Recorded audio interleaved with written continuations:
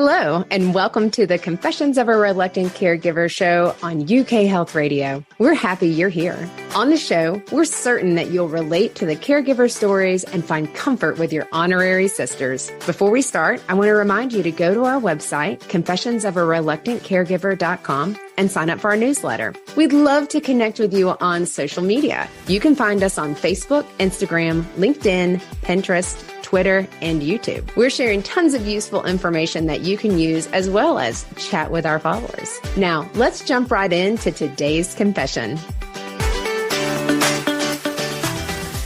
Hello, and welcome to Confessions of a Reluctant Caregiver. I'm Natalie. I'm JJ. And I'm Emilie. And we are three sisters who are caregivers and so much more. We are so excited, but this is our first episode. I know. Can you believe it? Yeah. We are on UK Health Radio. We love UK Health Radio. I know. We are incredibly excited to be here and to begin sharing our story. So we have been around since January of 23. Our birthday was January 24th. That's true. That's true.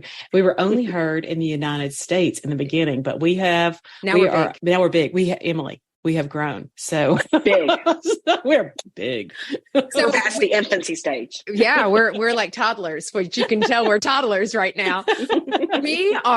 This is our first episode. We are so excited. We're using this first episode to tell you a little bit more about what to expect from the Confessions podcast and radio. We are going to tell you about our story and our why we created Confessions. And Confessions was solely because of our past experiences, really unexpectedly coming into caregiver roles for our mom and my husband. And so when we thought about when we did our caregiver journeys, I know, Jay, I reached out to you and Emilie and I was like, whoa, this is crazy. And we're terrible at it. And we suck. Some are. I'm not going to lie to you. Emilie is actually a rock star. And so, but you know, we really want you guys to know that when you're listening in each week, we are interviewing, and we're not even interviewing. We don't interview. We just let the wind blow us where we go. The focus of Confessions is to bring on other individuals who have been caregivers themselves to talk about how caregiving impacted them, their lives. So from personally, how it impacted them personally, how it impacted their relationships. Oh my gosh, girl. Financial, how it affected everything in their life, because we're all going to be caregivers at some point. Rather, we have been a caregiver, we are currently a caregiver, or we will be caregiver, but even more, we'll be cared for at some point. That's exactly right. So hopefully with the podcast, what we want you to get is it's going to be unfiltered. So get ready. Watch out. I know, but we want you to relate. We want you to be educated. We want to inspire you. But Emilie, what do we do best? Oh, honey, we laugh. Oh, we got the laugh part down. So, because honestly, if you don't laugh as a caregiver, you're probably going to cry a little. Exactly right. So, and we've got stories that you're like, you can't even make this up. Like you will hear stories. You're like, no, oh my gosh, Jay, guys, we have recorded 75 episodes of the podcast. Again, we're going to talk about who we are and we'll get to that. But I mean, we've got people who come on and tell us stories of that one time when Kathy's brother flew down to Florida to basically kidnap her mom. Yep.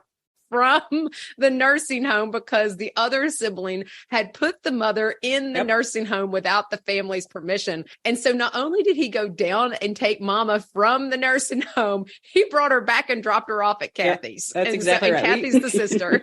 We've had caregivers that just gave up and flew off to Thailand. Oh my gosh. We've had some crazy stuff. So you've got an opportunity to listen to a lot of those too. But right now, what we're going to do is give you a 10,000, 100,000 feet overview of who we are. And why we think that you're going to really enjoy our podcast, because we're entirely different than probably every other podcast out there. Well, brutally honest, good, bad, and ugly. Oh, this girl, you know it's good, bad. And ugly. If we keep saying the word podcast, it's because we know we're on the UK Health Radio. They also have a podcast too. And of course, you've got the magazine. We love UK Health Radio. That's like, there's so many different venues that you can catch all of us.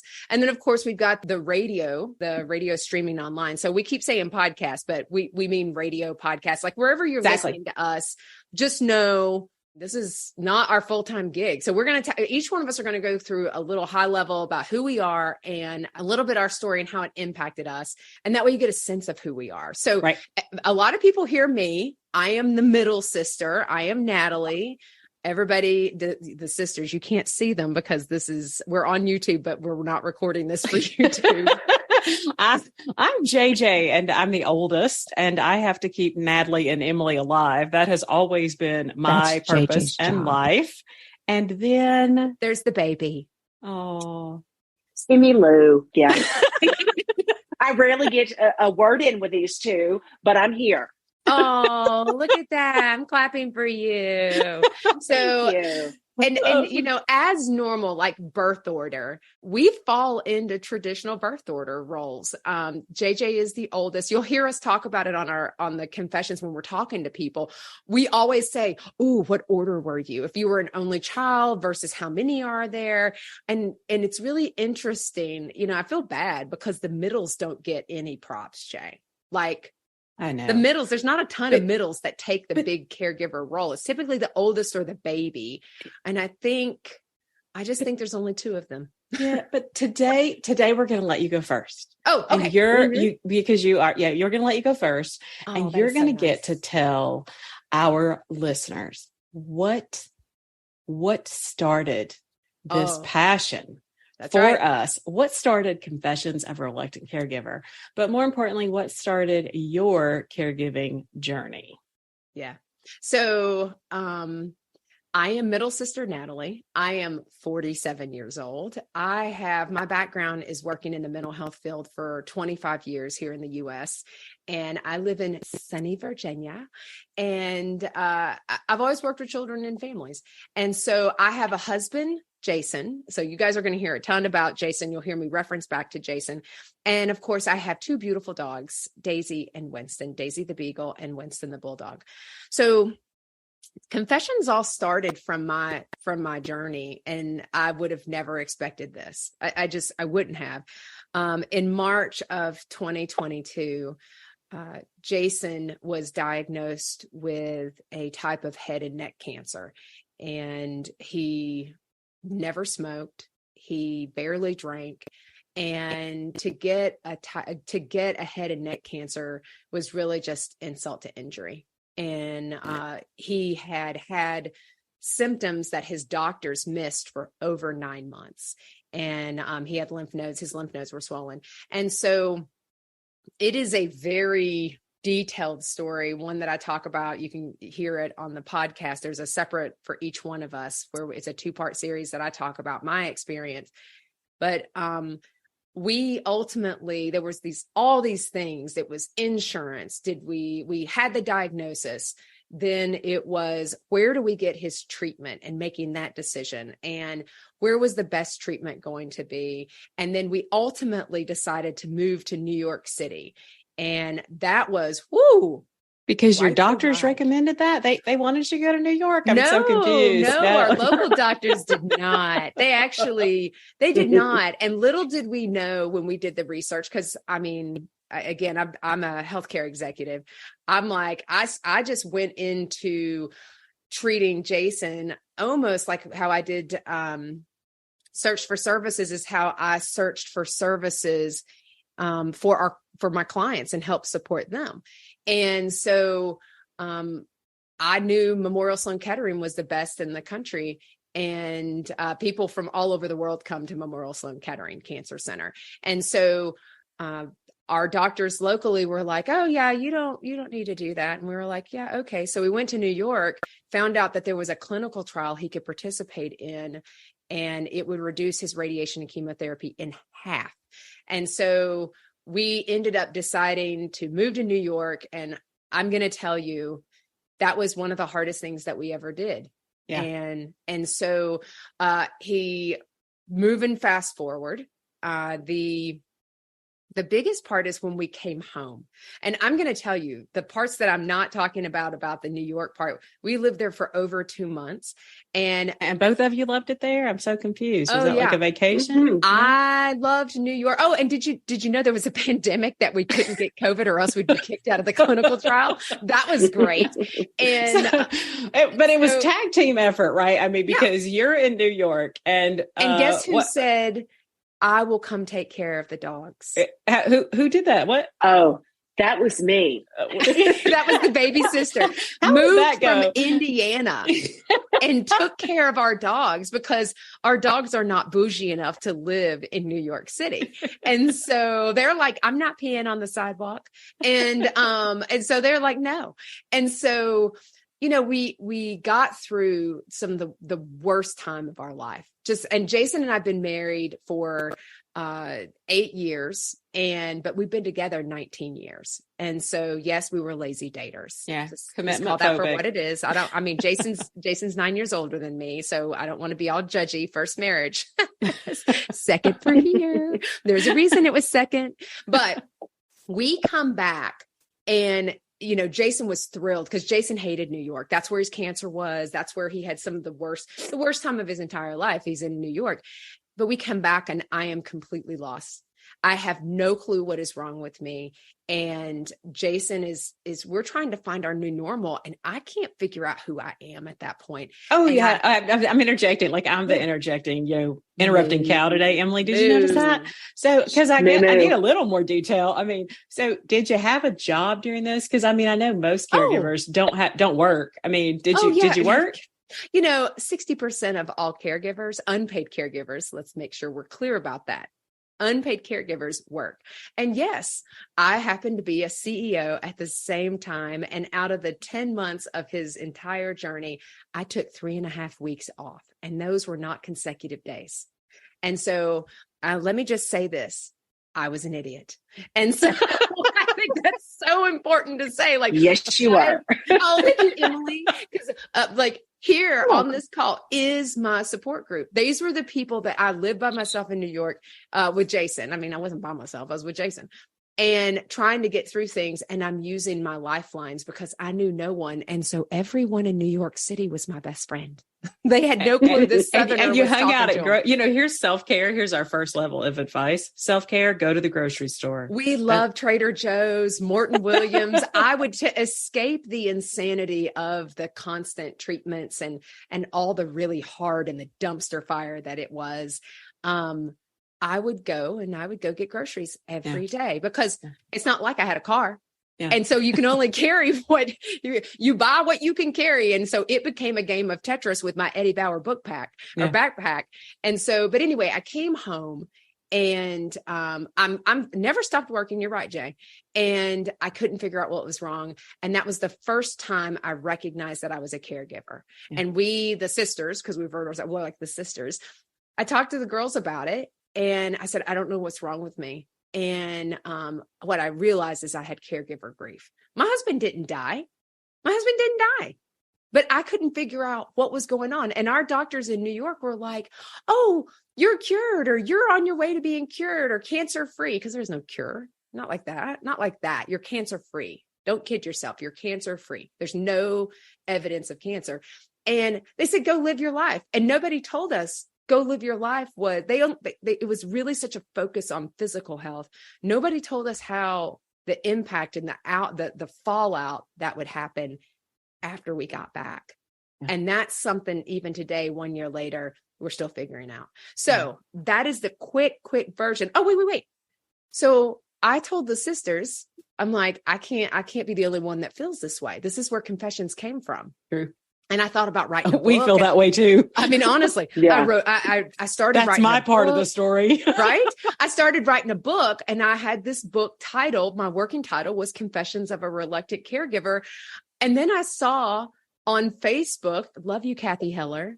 I saw this thing to learn how to be a podcaster. And I've never listened to a podcast ever. Like crazy. So she calls and says, hey, let's start a podcast. I got a great idea. It starts with, I have a great idea, girls. And it goes downhill from there, right, Emilie? It sure does. I just kind of follow along. So we said, let's start a podcast. And then we thought, well, how will people know? And so we thought, well, we better get a website. And so JJ was like, okay, let's do a website. And then we said, well, how will people know about our website? And so we thought, well, we better get on social media. And so we have Facebook, Twitter, Instagram, LinkedIn. We're on YouTube.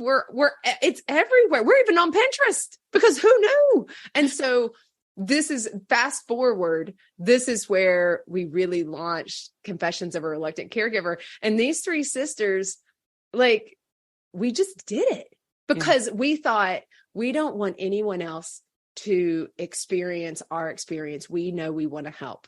Yeah. And that's the heart of the podcast. And so, but during the same time as there's a little more. So during the same time as I'm in New York City, Emily's taking care of Winston and Daisy. We have a mom. Our history for caregiving goes back a little bit further, girls. Little bit. So our mom, fondly referred to as Connie. Our mom has Parkinson's, and she was early onset Parkinson's. So I'm JJ, and I'm the oldest. I am 50 as of August. Somebody's getting old. And so we I'm like, what happened to us when I turned 50? My memory went out. So our mom had early onset Parkinson's, and she started showing symptoms at 48, and she was diagnosed at 52. Now, these sisters had a plan for our mom's care. That was our dad. He was our full plan. He was, yes. Mm-hmm. Right. And so I live in sunny Florida, and our parents, we were born and raised in the fantastic mountains of Tennessee. They've been high school sweethearts. And Dad was the plan. He retired at 55, and he was going to care for Mom because she was progressing with her Parkinson's slowly. And then Dad did something that we were not expecting. Girls, he died. What did Dad do? Oh, I know, it's a surprise. He literally dropped dead, and that's not meant to be humor, but he unexpectedly passed. Yeah, he passed of a massive heart attack. That man that we thought was the mountain, that had no health ailments, nothing, was playing softball on the 4th of July with his brothers, and passed of a massive heart attack. And that was the moment that changed our lives. Like, oh my gosh, what do we do with Mom now? So funny is that Mom was okay. She was still moving around and doing her thing. And so that was 2011. Yep. And between 2011 and 2019, Mom stayed in Tennessee. We sold her house. She sold that. That it was hard. There wasn't no we. Well, she was still in charge. She was in charge. That's true. She was in charge. That's important because she was very much in charge, and her communication with us. Because Jay, do Southerners talk about money? We do not talk about money. We do not plan. We did not even have a power of attorney for a long time, or we had not planned. Emilie, we did not. We talked about groceries, and we talked about other things. What are we making for dinner? UK Health Radio, the station that makes you feel good.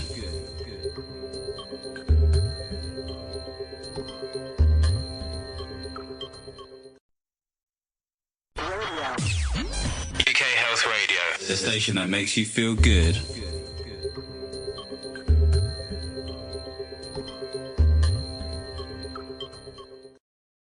What's for supper?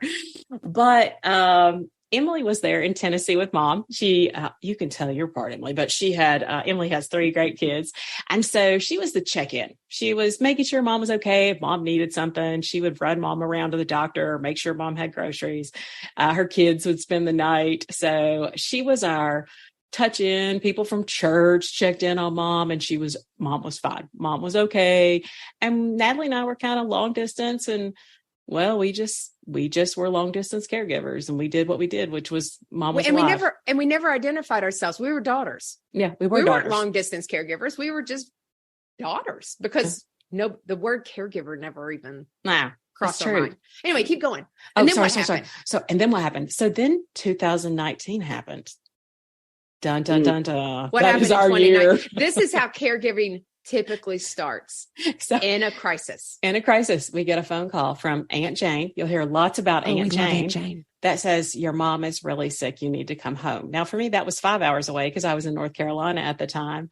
And that was a drive that I arrived in at about 3 a.m. And our fantastic physicians who were treating our mom had kind of created a cocktail of her medications for her Parkinson's that had put her into a state of psychosis, and not her fault at all, but lack of communication in our health system, really just a lack of education by a lot of those doctors had put her in a really bad place. And she didn't really have any oversight. She was just taking care of herself, and she was doing the best she could, but didn't realize.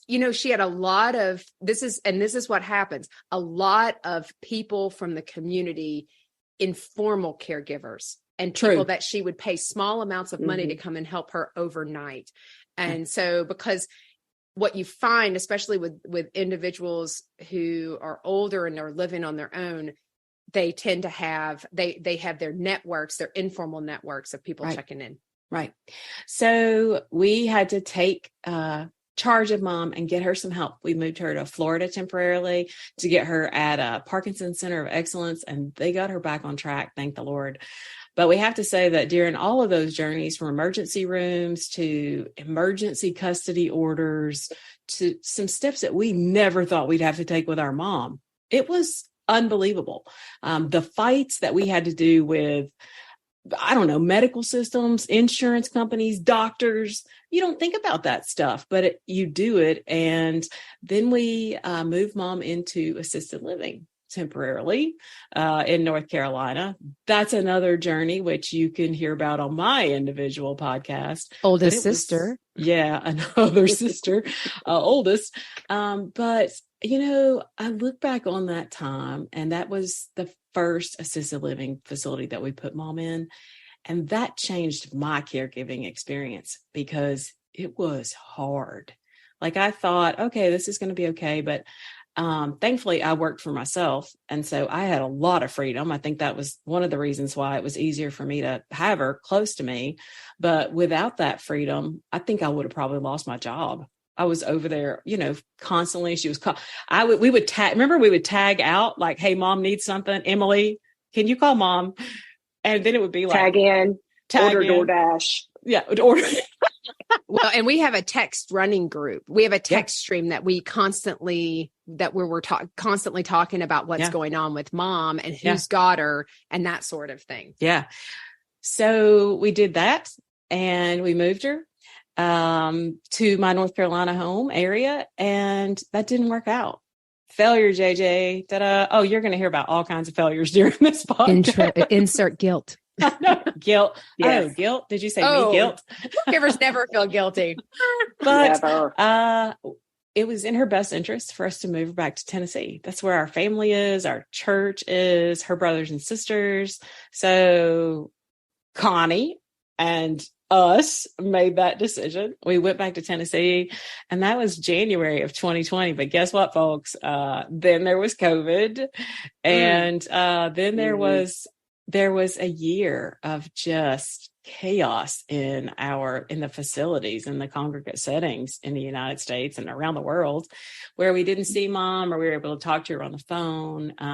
We would, my aunts could drop things off. They were close to her, but that was hard. And it was really hard on her. it was a nightmare on her actually. And just because she is a social butterfly, y'all.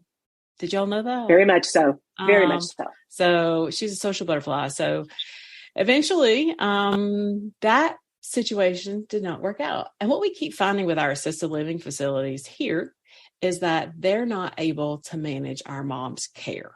And we would just eventually get to that point where it was best for us to move her.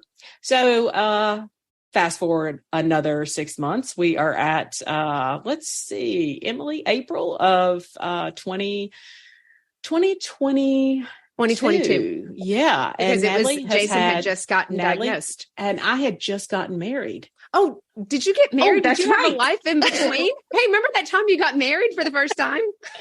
that was March. Oh, and FYI, JJ moved her wedding from the Keys to North Carolina so that I could actually attend because I couldn't get sick because Jason had cancer.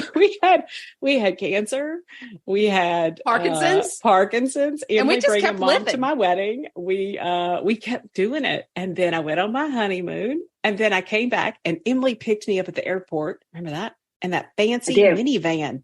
It was fancy minivan. You are minivan accessible. Right. And we moved mom into her third assisted living facility. And then that did not work out, ladies. That lasted until about it did not. August. Watching Elliott. But remember, this is what we found out. So here's the thing. This is what you end up finding out. And this is what a lot of our guests tell us is we found out about qualified income trust. And we found out about how certain types of insurances are so important. And so we got our mom onto a different type of insurance. In the US, it's Medicaid. And that's where everybody gets their services, is you have to spend down and you get Medicaid. And so, but no one told us that up front. No, we had to fight to get those answers. We got all kinds of extra benefits with this, but no one said, hey, girls, you should do this. It'll help your mom. Oh, and her. There wasn't. Yeah, we were. You remember that part about we didn't discuss money or financial planning? Oh, yeah. There was no financial planning for for taking care of our mom because that was Dad's job. Thanks, Dad. Well, and in 2019, if you remember, guys, you got to go back and listen to JJ's because we had to support our mom. We didn't have any power of attorney. We had no documents that allowed for us as the daughters, the children, to make decisions for our mom. And our mom was not at that time because she was in a state of psychosis. She couldn't make decisions. And so I'm going to tell you right there, that's a whole hour-long episode that you will laugh and be like, no, she didn't. Why you need to plan. Why you plan. That's our podcast talks a ton about why you plan, the importance of planning with your family and your loved one.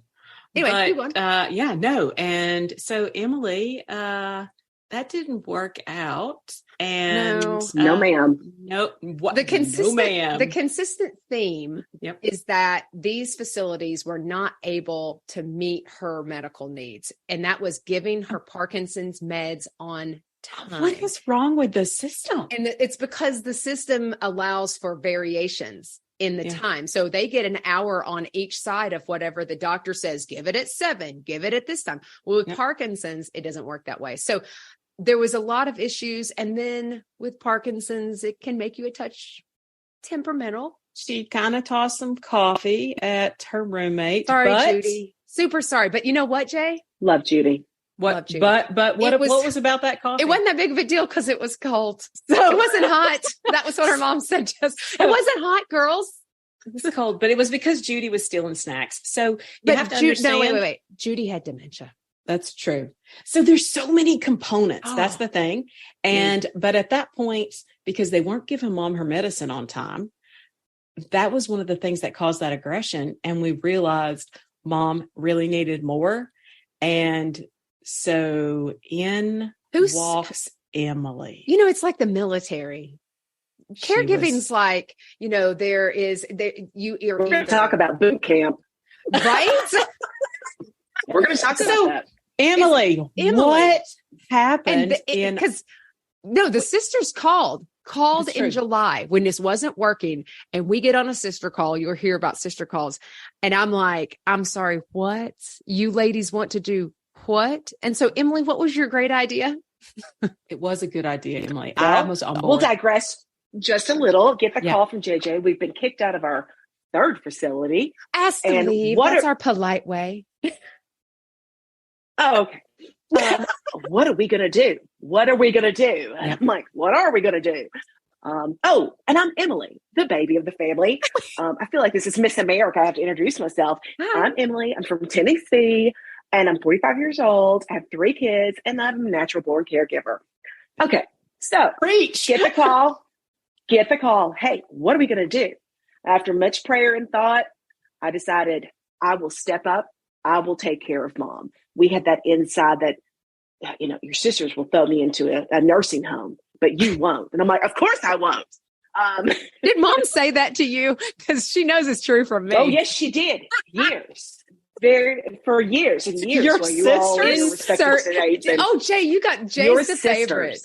Jay's the favorite. Absolutely. But Mom worked Emilie. Okay, Em. Okay, keep going. Okay, so get that. And Natalie's telling me, turn around, don't drown. You don't want to do this. You're going to run your life. Because your idea was what? To do what? I'll move to Tennessee. I'll move back to Tennessee. I'll take care of Mom. You'll be the 24-hour caregiver, and were you going to work? I was going to work.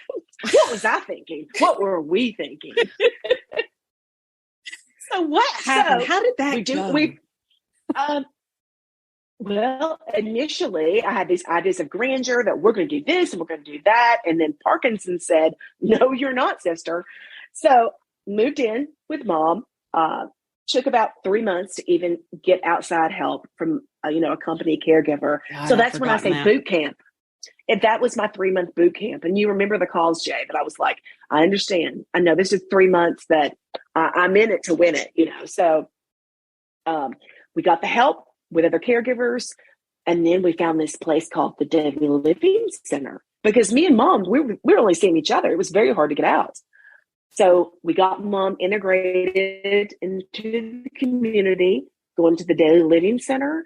She enjoyed it. She rode a bus, people. I felt like such a proud mama when she would get on that bus every morning and then come back in the afternoon.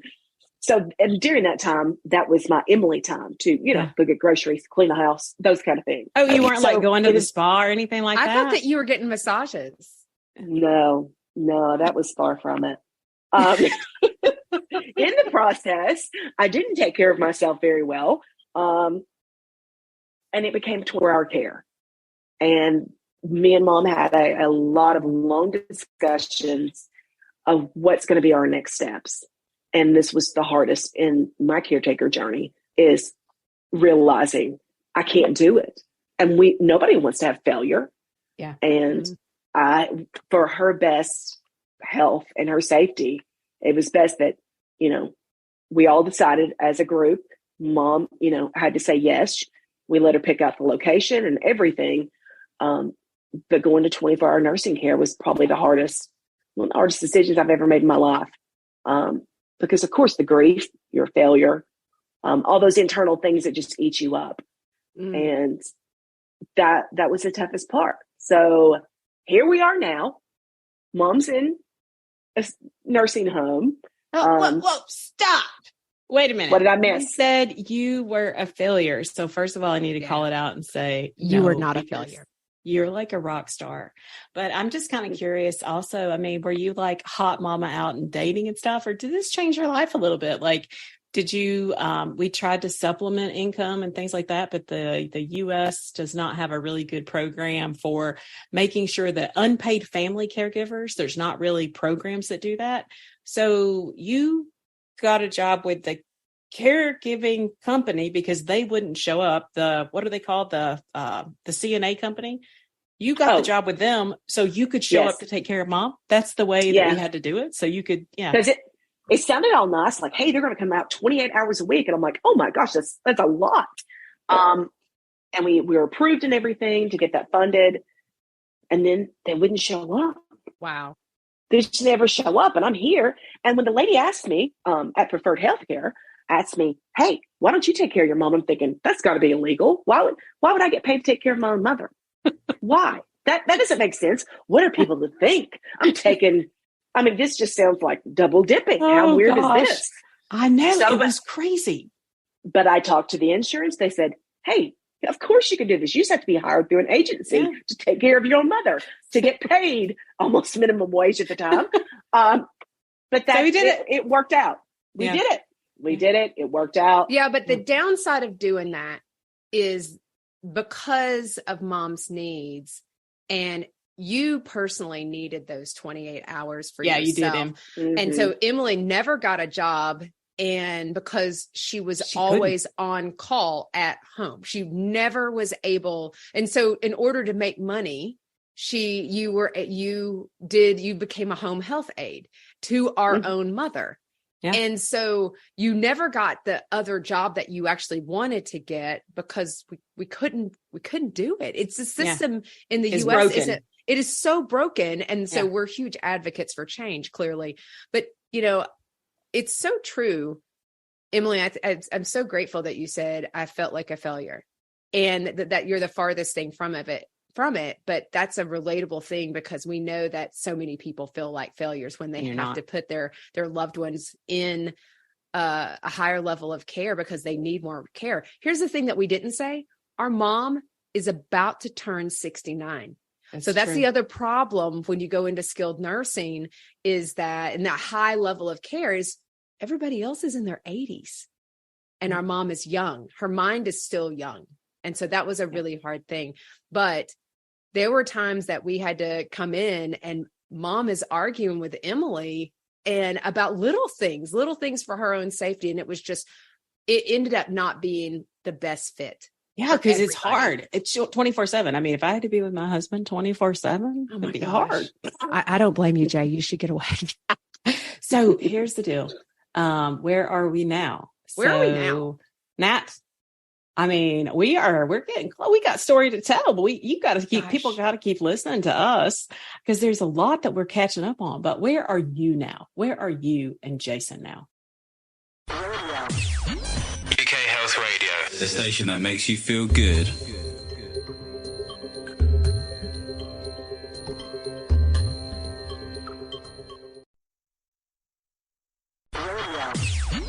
UK Health Radio, the station that makes you feel good.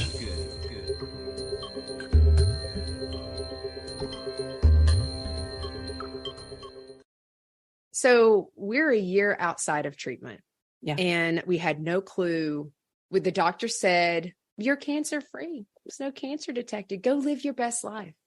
And so this is what nobody told us from the hospitals. And not to say this is a universal thing. It's not US thing. This is a physician thing.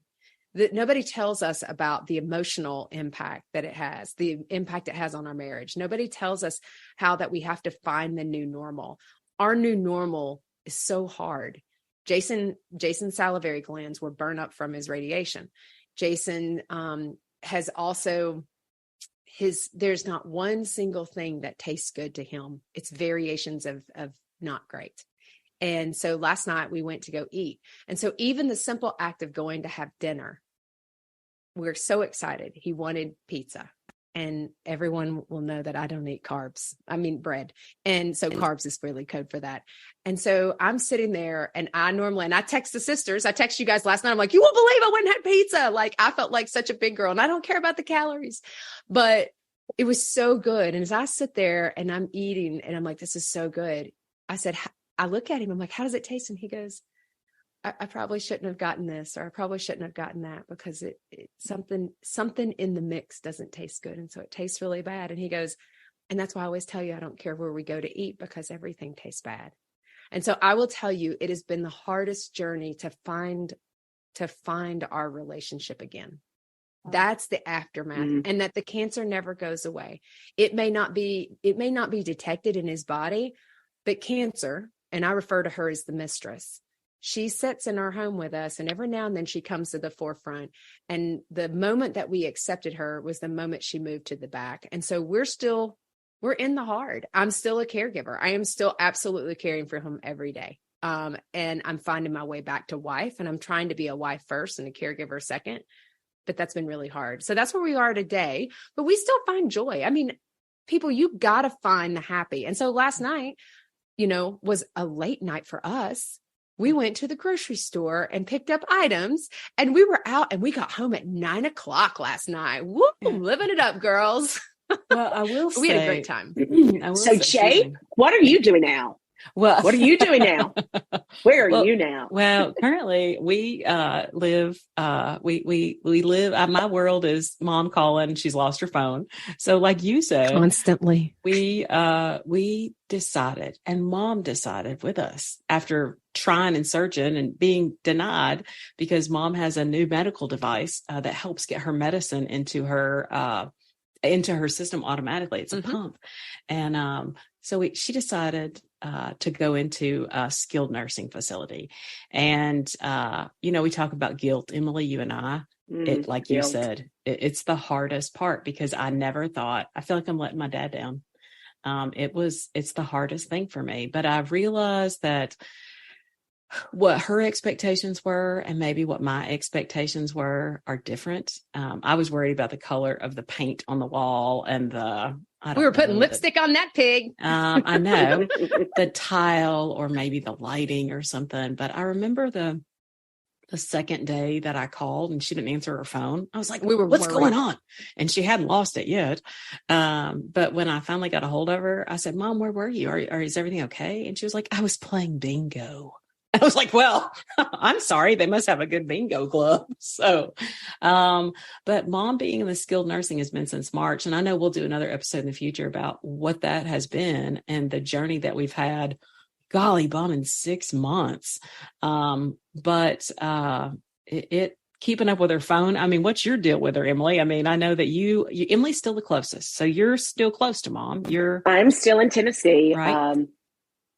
Still in Tennessee, still, see mom, once a week to get her out to that. I mean, that's kind of difficult to get out at times.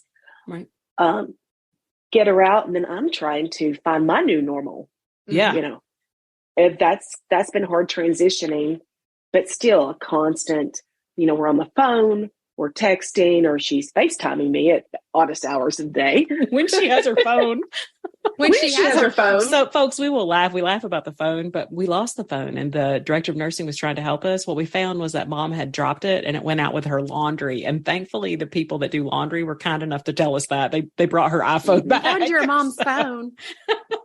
That's just the first time she lost it. So, new normal. So you say you're working on new normal because you work 24/7, but it's been like almost 6 months. And it took you some time, I know, with us where you didn't even want to talk about it.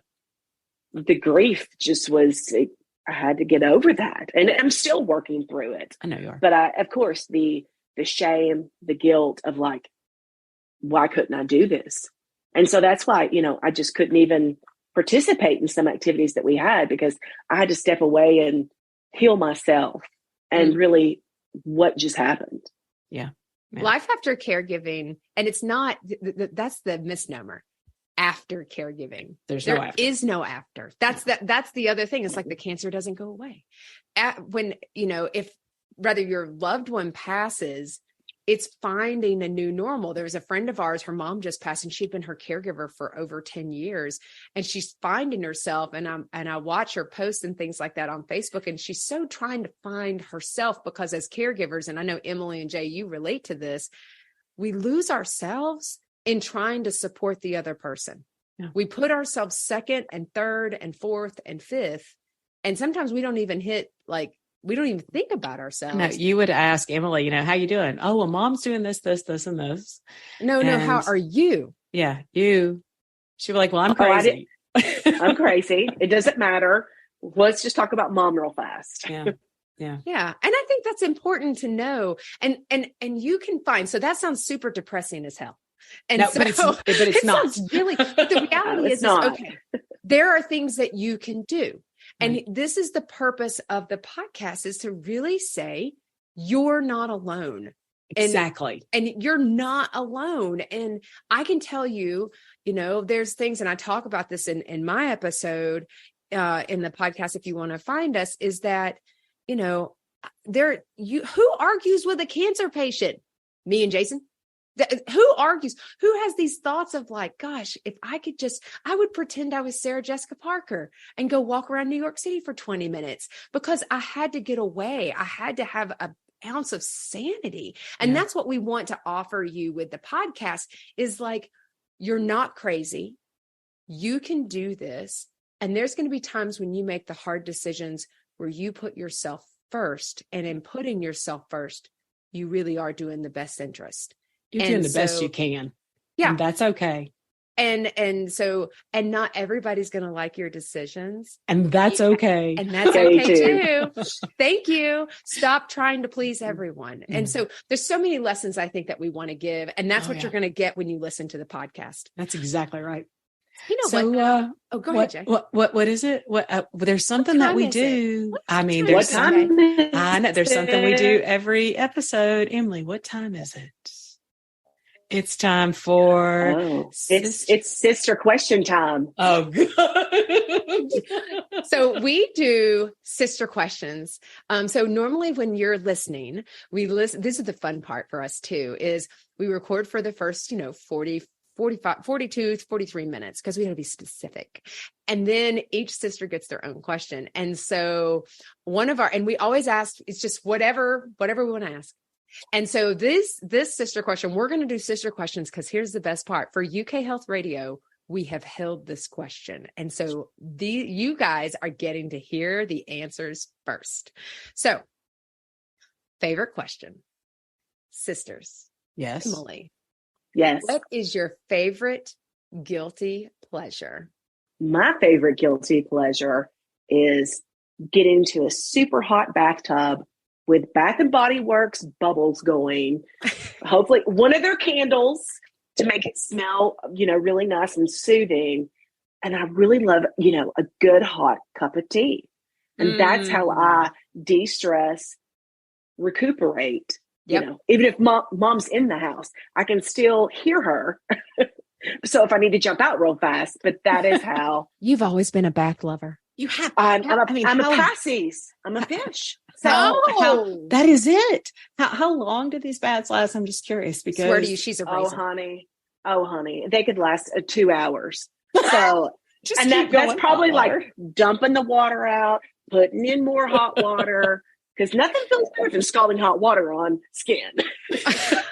And I'm going to tell you, our water bill for the time that Emilie stayed jumped up $40 that month. And I'm thinking, she's bathing a lot. And I'm thinking, but you know what? That is how I know Emilie's feeling stressed is when she's like, I'm getting in the bathtub. And because you need that time to yourself. But that is such a good self-soother. Mm-hmm. JJ. So what is your favorite guilty? I don't know JJ's guilty pleasure, Emilie. So I know yours. I don't either. I have so many, but I try to. And drinking's not one of them. Drinking is not one of them. I don't drink really. So here it is. So, and it drives my husband crazy. So everywhere we go, I buy these new variety puzzle books. And then I also got a subscription. So there's like Sudoku and word logic and all these puzzles in them. There's like 200 puzzles. And when I get one, I'm like a kid in a candy store. And then I get like my favorite pen. Also another contention point because he's like, why would you use a pen? What if you make a mistake? I'm like, I never make mistakes. Oldest child right there, people. Oldest child. I mean, I get them. And guys, I can't put them down. I can work them anywhere. I can work them in the dark with like a little flashlight on them. So once I get started with one of the new ones, it's just an obsession. Now, if you throw in a Little Debbie oatmeal cake on top of that, God, we love you, Little Debbie. The Christmas tree, the chocolate Swiss roll. We love you, Little Debbie. I wish you'd sponsor us. Little Debbie, if you haven't had any type of Little Debbie sweet cake, you got to get one. And my Sudoku puzzle. Like that is put my feet up on the recliner and I hang out. That's my thing. I love it. I love it. What you got, Natalie? So Natalie, what is your guilty pleasure? So mine is shameless. I have a lot, but my favorite thing to do is sounds bad because it's not that I don't want to be around Jason, but I want Jason to go out for a boys' night because it's so important for him to spend time with other people. Okay. So that brings me joy. But then because he's leaving, because he hates this, I love watching the Hallmark romance channel. Oh my And gosh. I know, guys, that every episode ends where they are in love, and I call them unrealistic expectations of men. But these people have no worries whatsoever. I mean, the only worry is, the fall festival or what's going to happen for Christmas. Or how do we take care of the Christmas farm? Oh The tree my farm. gosh. Oh, I love that one. What if the star doesn't light? So, I mean, and they're exceptionally attractive, and they are unbelievably wealthy enough, and they live All in of these them. giant houses and have no jobs. None of them no ever clue who work. I these noticed people are. that. Well, Yeah. they work a little bit, but I think they're working like an hour a day Yeah, because they've got other things to do, like the fall festival for the community. So obviously now you see how we deal with our caregiving stresses. Oh, I love it. I love it. I don't care who you are. I love the Hallmark Channel. So I'm going to wrap us up here, Jay. Oh my God. I'm so glad that we got to, confess together. Oh, yeah. I love sister calls. I get to, talk to you guys just, like we used to when we were little and just goofing off, And I hope this gives you a flavor of who we are. And we will periodically do sister recordings for you guys so that you get to hear more about the updates of what's going on with Jason, what's going on with Mom. But, you can expect every week guests from all shapes, sizes, backgrounds. This is not just the aging. This is not just spouses. This is not children with disabilities, adult children, small children. This is caregiving affects us all. And in the U.S., there's 53 million unpaid caregivers. And by 2030, it's going to be 75 million. Now, expand that to the globe. And that's what we are so grateful to be on UK Health Radio, to be able to tell everyone, because it doesn't matter about your language. It doesn't matter about where you're from. Caregiving doesn't discriminate. And we want to help everyone be able to say, I'm not alone and I get it. And so again, through Relate, Educate, Inspire, and Laugh. So we will be with you every Tuesday. We'll be, you'll hear us on Tuesday on the UK Health Radio. Tuesday is for confessing. Tuesdays are for confessing. And so I think it's so important to listen to some of our previous podcasts. Like we said, we have 75. So if you want to catch up on our individual stories or catch up on some of our other ones, oh my gosh, people, these are fantastic. You can go to wherever you find your favorite podcast. You can go there and look up Confessions of a Reluctant Caregiver. We would love for you to go on to join our Facebook group, which is Caregiver Confessions. And we are also Confessions of a Reluctant Caregiver on Facebook. Connect with us on Instagram, LinkedIn. You can connect with JJ and I personally. Emilie's getting on LinkedIn. So if you want to send us a connection, link in with us personally. We're also on Pinterest. If you really want to see some funny stuff, go to YouTube, because we absolutely put the videos of us. And if you can see us right now, we are not hot. But we love for you guys to get connected with us on all of our socials. And of course, we have our website, Confessions of a Reluctant Caregiver. It's all that, friends. So Jay, Emilie, it has been more fun than you can shake a stick at. And everybody, we cannot wait for you to listen in our next episode that's coming up. You will not want to miss it. So until we confess again, we will see you soon. Bye-bye. Bye-bye.